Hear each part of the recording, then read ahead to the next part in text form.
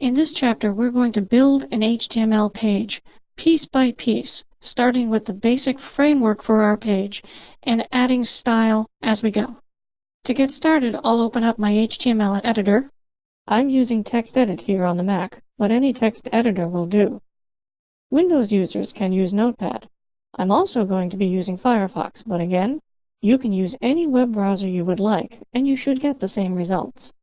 And I'll note that the rich text formatting tools are not present, so I'm in text editing mode, so I can start to create my HTML.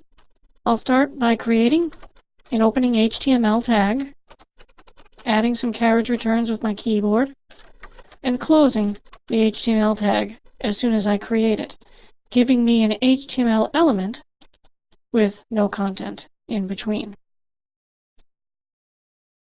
Again, as we work through this chapter and the next couple of chapters, we're going to be creating HTML.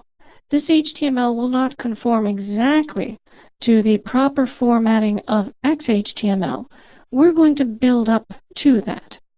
I just wanted to call that to your attention because the opening HTML tag itself is structured slightly differently in XHTML.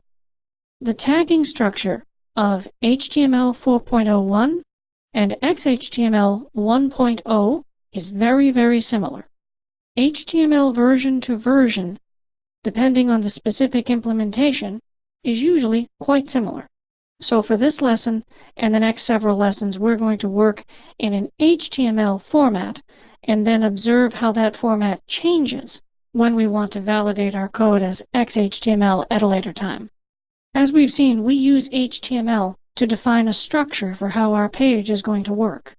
And we use the head element to position items which are necessary for the page to function within our HTML code, and we use the body element to structure our HTML code for those items which are to be viewed by the website visitor. So I'll go ahead and create my opening head tag and close it as soon as I create it. And I'll also create my opening body tag and close the body tag as soon as I create it. That again being my own personal preference, essentially me trying to ensure that I don't make a mistake later on, a mistake being to forget to close an element. If I were to remove the head tag now or at a later time, my web page would break. My code would no longer be valid. My element would no longer work, and I would see weird errors on my web page. We'll take a look at that in a little while. But for right now, we're going to build up some text on our web page. We'll type a few lines of text, such as flavors in lowercase, chocolate, my personal favorite, vanilla, chocolate chip, mint chip, and watermelon sherbet. Now we know that in HTML, white space that we leave in our code is ignored by the web browser. Let's take a look at what that looks like.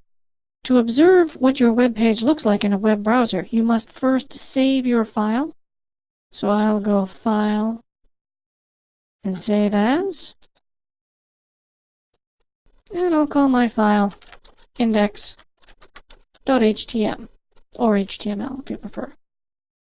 Make sure Unicode is selected under Plain Text Encoding, and click Save. To view this web page in a web browser, open up your web browser. In my case, I have Firefox. If you're on the PC, you might have Internet Explorer. And then under the File menu, select Open File, and browse to the location on the machine that you're working where you've saved your file. And there's our file, index.htm. I'll select that file and click Open.